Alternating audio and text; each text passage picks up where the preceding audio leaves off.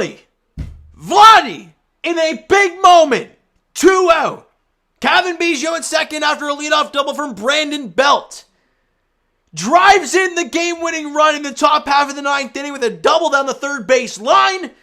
And the Blue Jays have now won 3 straight games. They're 3-0 in June. And they've won the first 2 games of the series against the Mets at Citi Field. And at the very, very least, they've won this series.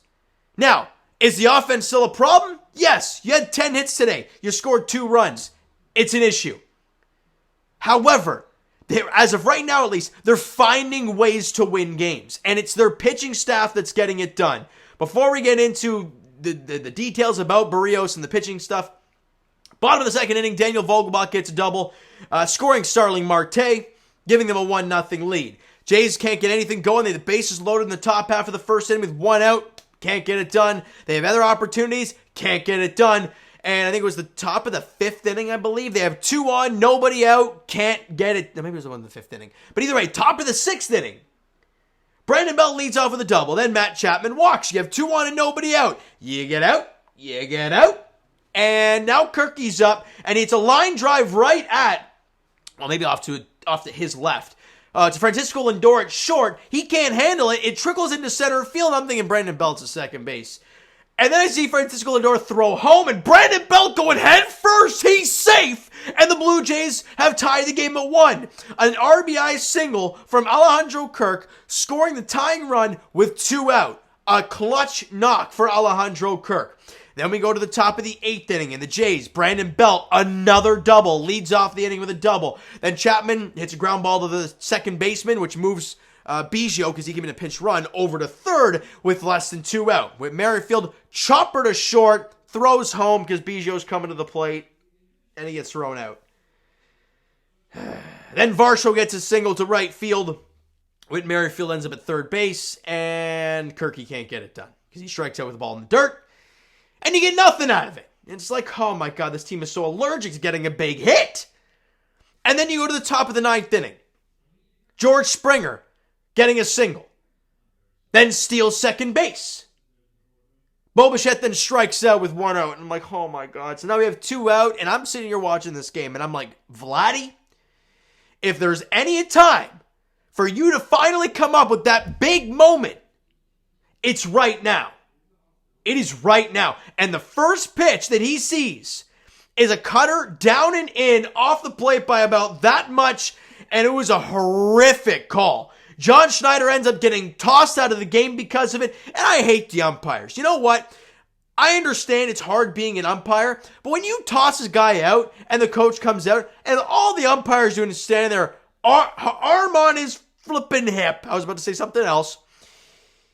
And just as John Schneider is tomato red right in his face, he's just standing there like, yep, okay, Not even saying a word, just staring right at John Schneider. Crew chief comes in, gets in between them, and he just turns and walks away. The smugness, the arrogance. This is why people hate umpires. Not only are you going to make a horrific call in a massive moment, then you're going to toss a coach, which I understand. But then you're just going to stand there and be like, you can't touch me. You can't say anything to me that it could actually hurt me in a significant way. Because then you're going to get fined, this and that. So I can just stand here and take everything, and I'm just going to go about my job the next pitch. Schneider gets tossed. Vladdy's still at the dish.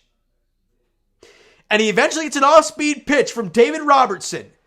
And he pulls it down the third baseline. Diving at third is Brett Beatty. It goes past him and all the way into the corner. Biggio comes in to score. Vladdy's fired up heading to first base. He ends up at second, giving the bench one of these guys because he needed that. Now the question I will now have is that the moment for Vladdy where it turns for him? Because tomorrow is the 1 month anniversary of him hitting his last real home run. Yes, he had the one against a player on the mound and hit a grand slam. Who cares? The last real home run Vladdy hit was May 4th. And for him to get that big knock today, it was important for him mentally and, of course, for the Blue Jays. as they win it 2-1. Eric Swanson locks it down, picks up the save, his first one of the year. Got a little hairy there with Alvarez at 3-1 count and a guy at first, but ended up finding a way to get out of it, getting into 3-2, then getting to pop into center field. Tommy Pham had to go back to first, and then Brandon Nimmo. I mean, my God, what kind of AB was that? It was a horrific at bat, and he strikes out to end the ball game. The Blue Jays win it 2-1. They've scored a total of 8 runs in the first 3 games of May. It's not good for the offense. It really isn't. I'm not going to sugarcoat it. Look, you've won games because you're pitching staff.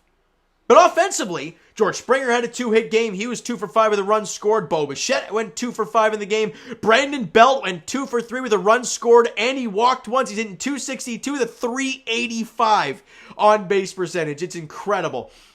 Kirky had 2 hits. He was 2 for 3 with a walk in the game as well. The Jays had 10 hits, and they walked 5 times.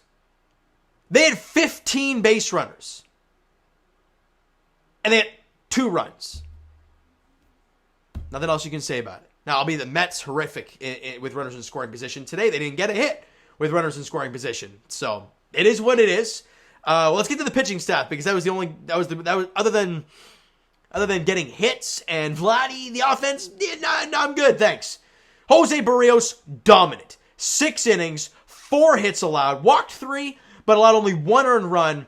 6 strikeouts for Jose, dropping his ERA to 3.66 on the year. Just so you think he couldn't get any better after his last outing, where it was 3.86 leaving the ballpark against his former team, wasn't it? I think it was against his former team in the Minnesota Twins. He was dominant today. 6 innings of 1-run ball, brilliant stuff. Trevor Richards, he went an inning, allowed 1 hit and 2 strikeouts, and his ERA now drops to 3.24 on the season. Take that in. Dude that everyone wanted DFA'd at the beginning of the year. Everyone wanted Brandon Belt DFA'd at the end of the year. Those 2 guys have been incredible for this team.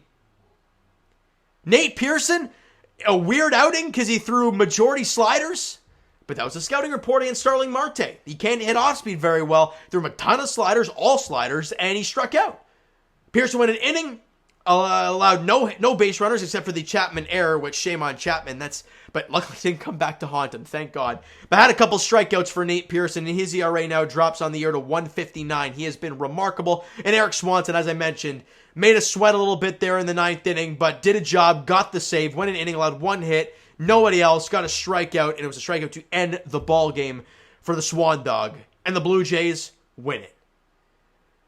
Whew. Wild stuff. Now, we move on to tomorrow. Kodai Senga gets the ball for the Mets. This is what we talked about, how we wanted this game today, because Kodai Senga gets the ball for the Mets tomorrow, and he has been ridiculously good. However, he is pitching on 4 days rest, which he has not done all year long. So what are you going to see from him? How are the Blue Jays going to lay off that nasty forkball thing that he's got going on? I don't know. We'll see.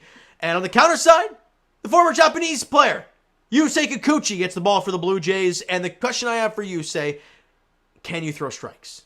If he's going to go out there and pound the zone, good things will happen for him. He has the stuff, throw strikes. Because you look at his last little while, right? What have the walks been like? Well, let me bring it up here.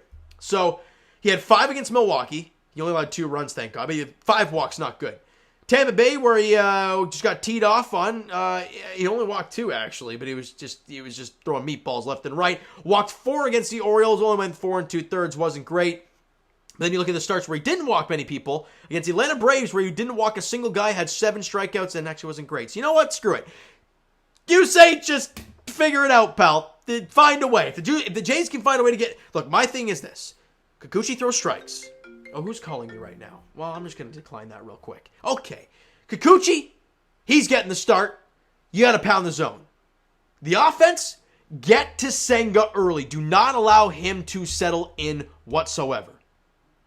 And if he does, it might not look so great.